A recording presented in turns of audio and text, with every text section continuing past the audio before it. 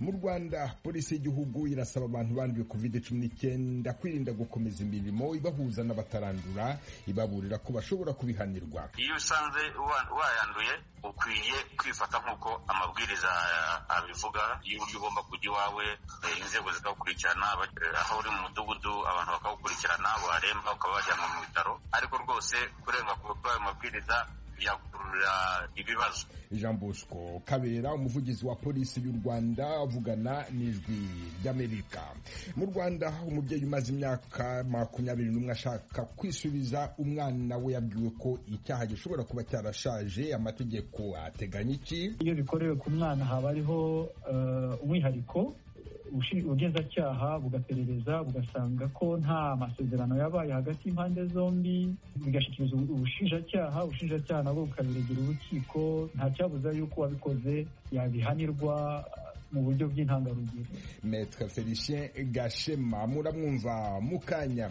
Impunzi z'abarundi ziri mu nkambi ya Nduta muri Tanzania ziravuga ko zitakibona imfashanyo ihagije, bamwe muri bo bahitamo gusubira mu Burundi. Uwe ni nkiko yatwakiriye kadushikana no muri Tanzania, twari tugowe. Reka yo yaratwakiye nituzira dufasha kutwubakira, ahubwo nibandanye n'ubu idufashe. Hanyuma igihugu cy'amahoro nicaboneka niyaba barambiwe, twebwe turiko twataha.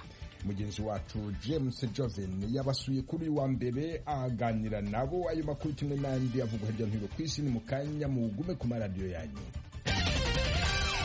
Duhere ku makuru avugwa hirya no hino ku isi mwateguriwe kandi mugezwaho na mugenzi wacu Aloyizi Bigirimana. Aloyizi uriho? Tagize mwiriwe Veniste, tuyahere mu yavugwa ku mugabane wa Afrika. Abajejwe umutekano muri Somalia bavuga ko abantu hafi 30 bishwe mu gitondo cyo ku munsi w'Imana ejo, inyuma yaho abitwaje ibigwanisho batereye agasagara gato muri leta ya Galmudug hagati muri ico gihugu. Abantu hafi 30 bagizwe ahanini n'abasivile ngo nibo baguye mu gutana mu mitwe kwabaye hagati y'abo bagwanyi hamwe n'abajejwe umutekano mu gisagara ca Wisil, nk'uko abategetsi babibwiye igisata c'igisomali c'ijwi rya Amerika. Umuhari w'iterabwoba wa Al-Shabaab wariyemereye ko ari wo ubazwa ico gitero, uvuga kandi ko wishe 34 mu bajejwe umutekano.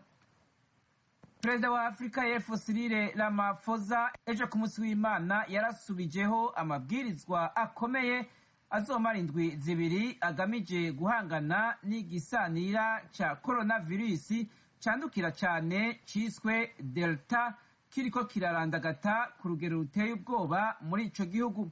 Mu ijambo yashikirije kuri televiziyo y'igihugu, Ramaphosa yabujije amakoraniro yose kiretse ayabaja gufuba ababo, naho nyene batarenza abantu 50. Ayo mabwiriza kandi arimwo kubuza urudandazwa rw'inzoga ziboreza.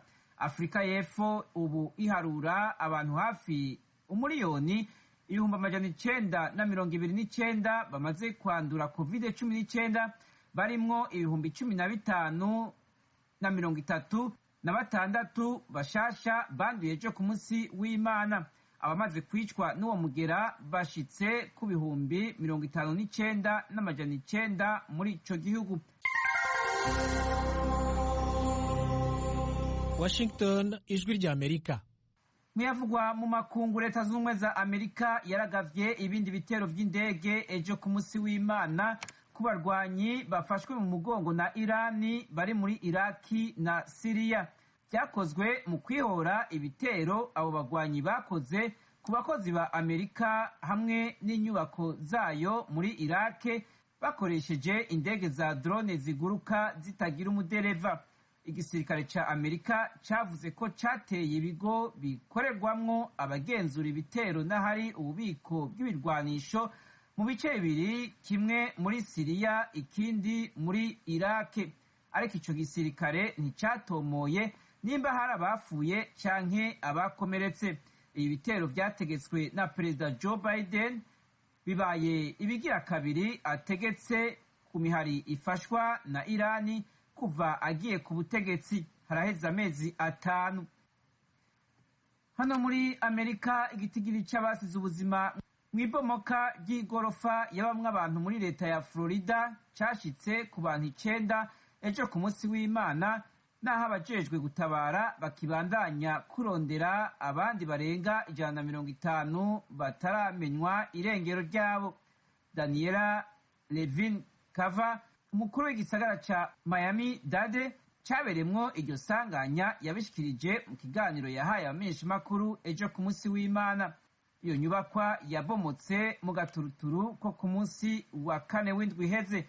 Abategetsi bagumana icyizere ko bashobora kuzotora abandi bantu bagihema naho harenze iminsi 4 ibomotse. Muri Bangladesh abantu 7 barapfuye, abandi barenga 50 barakomereka inyuma yaho inzu y'igorofa 3 barimwo isambukiye i Dhaka ku murwa mukuru ejo ku munsi w'Imana, aho abategetsi bavuze ko byatewe n'umuringoti utwara umwuka wa gaze waturitse. Abanyagihugu babibonye babwiye impeshamakuru ko ibyo byuka bya gaze byasambuye iyo nyubakwa yarimwo amazu y'uburiro hamwe n'ayakorerwamwo urudandazwa rw'ibintu bitandukanye. Perezida wa Misiri Abdel Fattah el-Sisi hamwe n'umwami wa Yordania Abdullah wa kabiri barahuye mu biganiro nyabutatu byabahuje n'umushikiranganji wa mbere wa Iraq i Baghdad ku murwa mukuru wa Iraq. Ibi biganiro byeje ku munsi w'Imana byari bishimikiye ku bigenderanire mu by'ubutunzi n'umutekano hamwe n'ibibazo bikomeye bya politike bihanze ako karere.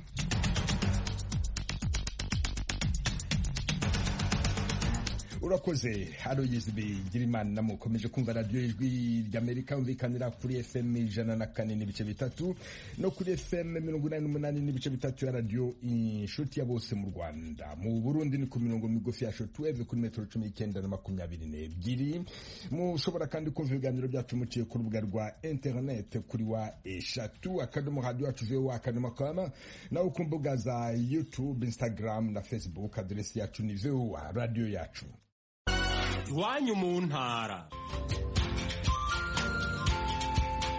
Tuyagire mwisanzuye kwijwi rya Amerika. Ni kuva ku wa mbere gushika ku wa gatanu, kuva isaha 7 gushika isaha 7 n'igice z'umutaga. Iwanyu mu ntara, iwanyu mu ntara, iwanyu mu ntara.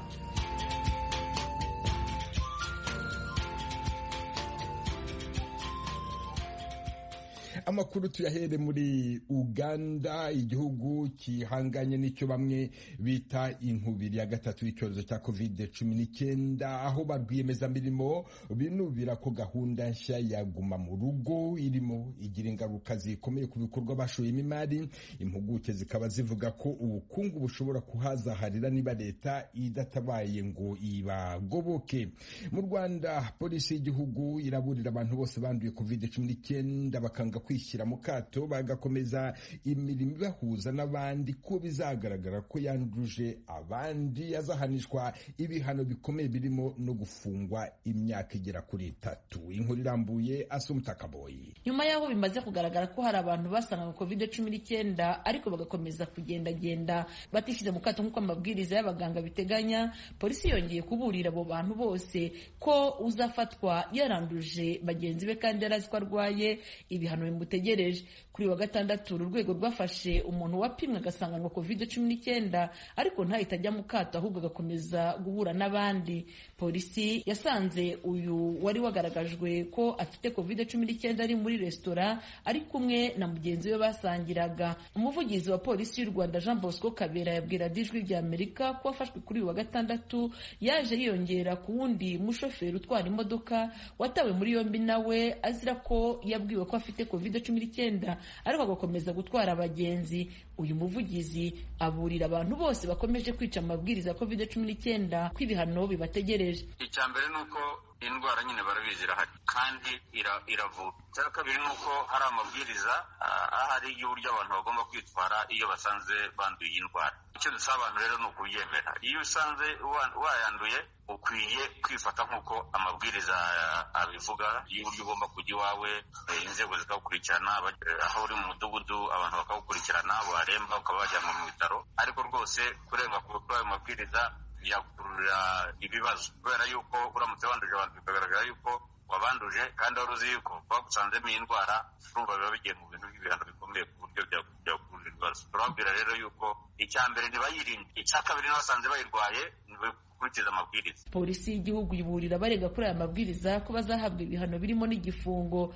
Murangira Thierry, umuvugizi w'urwego rw'igihugu rushinzwe ubugenzacyaha RIB, yasobanuye bimwe mu bihano aba bantu bazabona. Nk'umuntu uba uzi ko yanduye indwara runaka ishobora no kwanduza abandi, icyo asabwa ni uko bagomba kwirinda. Mu gihe rero atirinze akagumya kuyikwirakwiza mu bandi, yahanwa n'ingingo y'117 itegeko riteganya ibyaha n'ibihano muri rusange mu Rwanda. Umuntu wese bishaka wanduza indi ndwara ishobora gutera ubumuga abakoze icyaha, iyo bihamijwe n'urukiko ahanishwa igifungo kitari munsi y'imyaka 2 ariko kitarenze imyaka 3, ndetse hakiyongeraho n'ihazabu y'amafaranga y'u Rwanda atari munsi y'300 ariko atarengeje 500. Iri tegeko iyo ari nk'indwara idakira, igihano kiriyongera kikagera mu myaka 20 hagati ya 20 na 25. Mu by'ukuri igihe cyose wahawe resulta positive igaragaza ko ufite ubwo bwandu runaka, ari ubwa covid ari n'ubundi bwandu, uba ugomba kwirinda kuba wakwanduza abandi.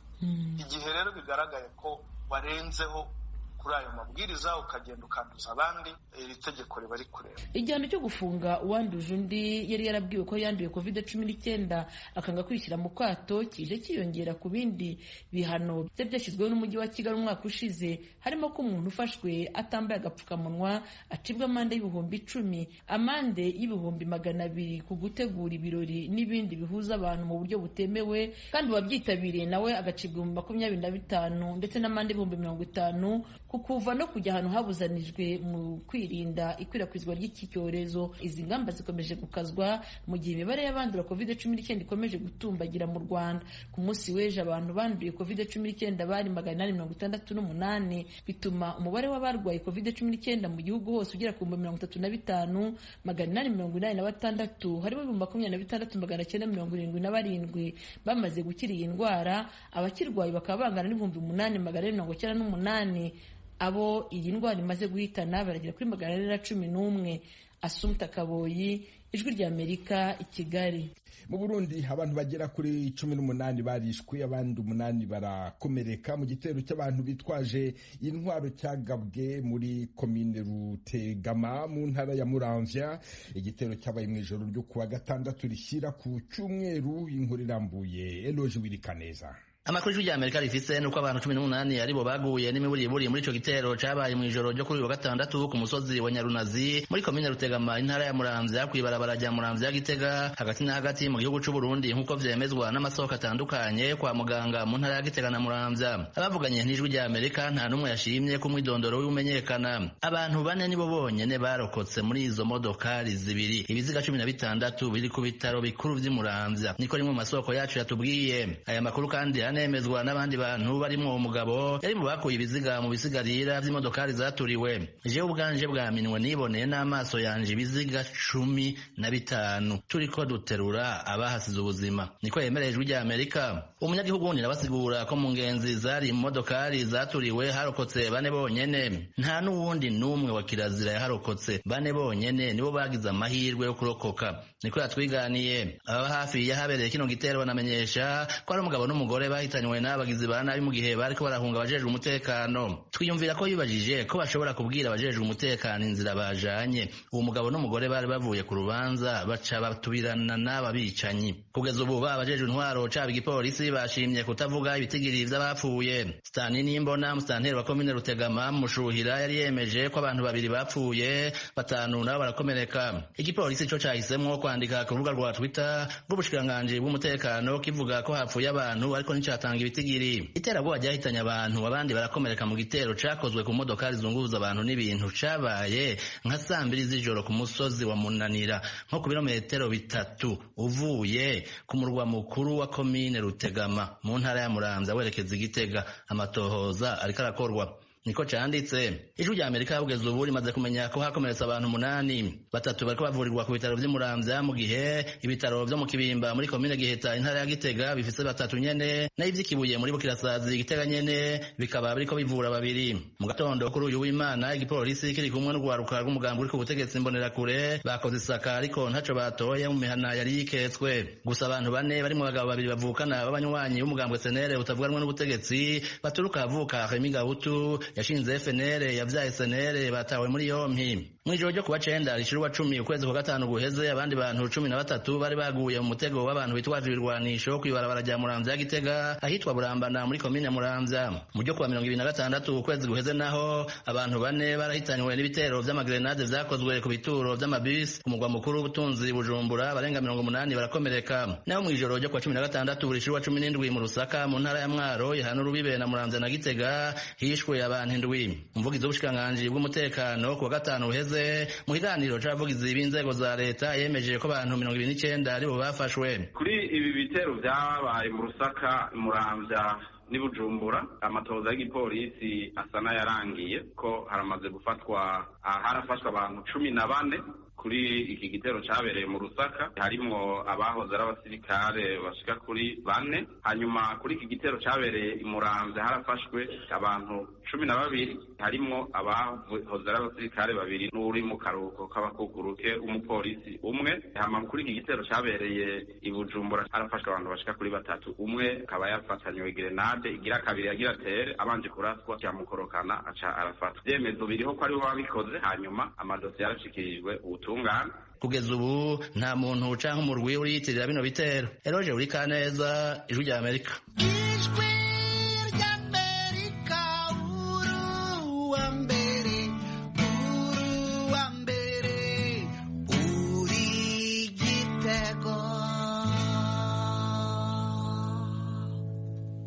Dusubire mu Rwanda. Umubyeyi Odeta Mukasine umaze imyaka 21 ashaka umwana we yaragije inshuti ye Agnes Rubagire yitabaje komisiyo y'igihugu ishinzwe abana, yabivugiye mu kiganiro Agasaro Kaburaga.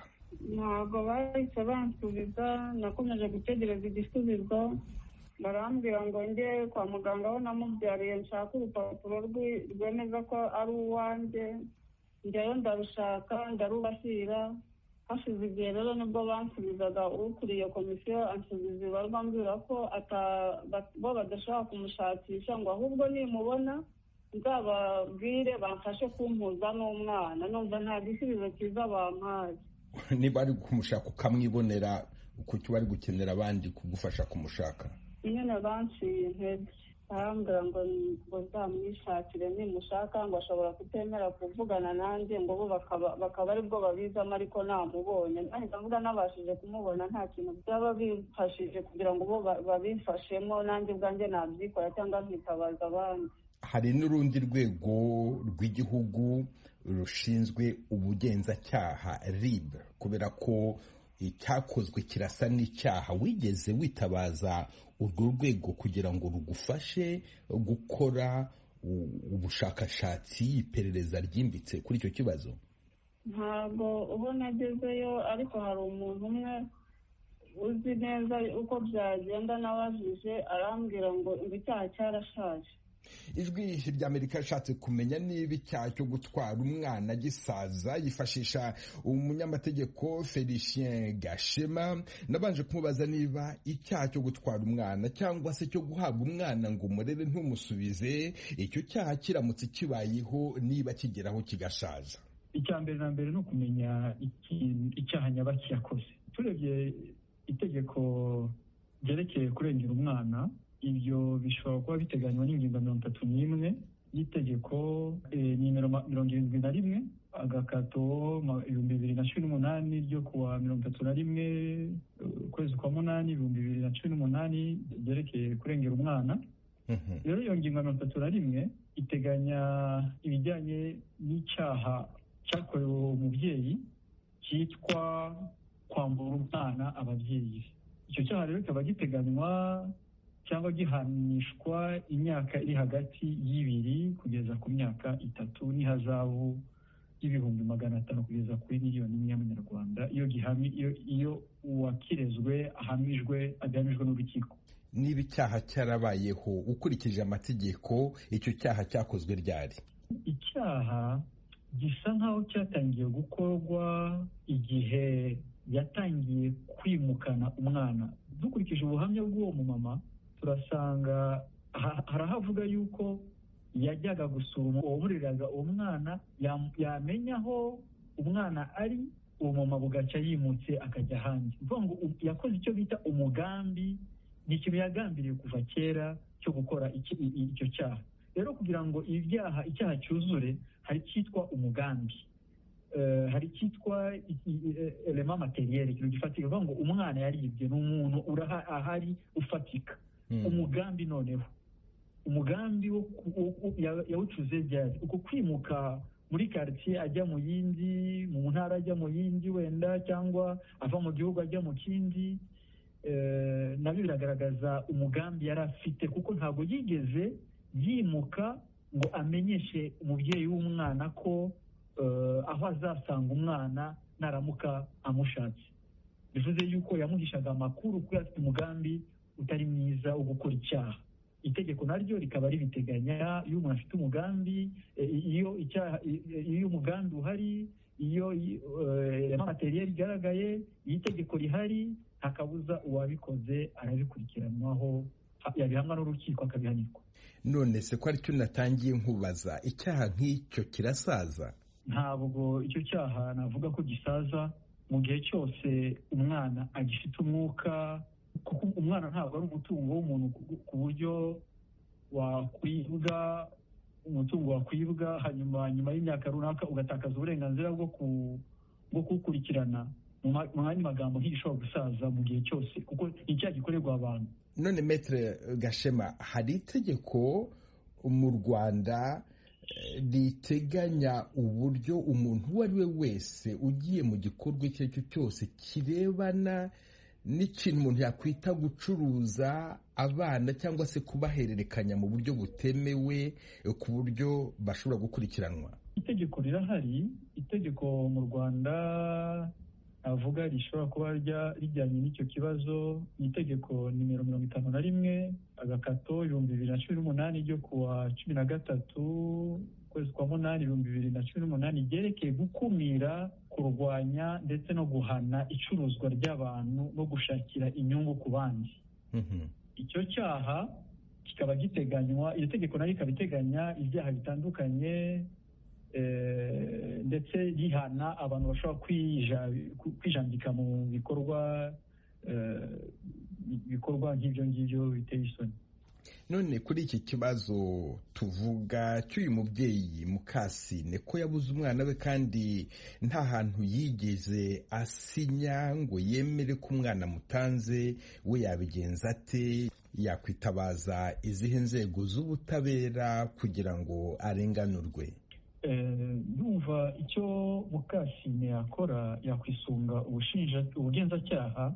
Itegeko rirahari, naribabwiye, rijyanye no gukumira, kurwanya no guhana icuruzwa ry'abantu, ndetse iyo bikorewe ku mwana haba hariho umwihariko. Ubugenzacyaha bugaperereza bugasanga ko nta masezerano yabaye hagati y'impande zombi, bigashyikirizwa ubushinjacyaha nabwo bukabiregera urukiko. Nta cyabuza yuko wabikoze yabihanirwa mu buryo bw'intangarugero, ku buryo byabera n'abandi amasomo. Maître Félicien Gashema mu kiganiro Agasaro Kaburaga mushobora gukurikira uyu munsi saa 10 ku isaha yo mu Rwanda no mu Burundi. Shaka agasaro kawe muzakabona, maze rero shaka agasaro kawe muzakabona, wicika intege, shaka agasaro kawe muzakabona, shaka agasaro kawe muzakabona. mukomeje kumva radiyo ijwi ry'Amerika ivugira Washington DC mu Kirundi no mu Kinyarwanda. Impunzi z'abarundi ziri mu nkambi ya Nduta muri Tanzania ziravuga ko zitakibona imfashanyo ihagije. Bamwe muri bo bahitamo gusubira mu gihugu cyabo, ariko bakavuga ko ari amaburakindi. Barasaba ishami ry'umuryango w'abibumbye ryita ku mpunzi kuzuza inshingano zayo. Babibwiye mugenzi wacu James Joven wabasanze mu nkambi. Kimwe gusa nuko tuvuze ibintu webwe ngaha mu nkambi kweri hariho amashirahamwe menshi mu bihe vyahera yaza tubaza ibintu ukuntu tubayeho tukabisigura, mugabo tubivuze tukitega yuko ivyo twavuze vyasohoye tukakena. Turavye nk'ubu n'inyuma y'inkambi baratubuza kujayo, dusohoye nk'iyo mu mayira tubona ngo abahamiyaji bakatwirukako, nuko uwucitse kw'icumu akagaruka ngaha mu nkambi akaza yababaye yasinzikaye, uwundi nawe abandi nabo bakabatwara. Nuko inzara ntaho tuja, ntaho turaba, ntaho twirukira, ntanaha none ubona twokora iki? Inzara harirarenga tutariye kugira ngo tuziganye kaca ngaho tukatuna, none twicaye ukubona twobaho gute?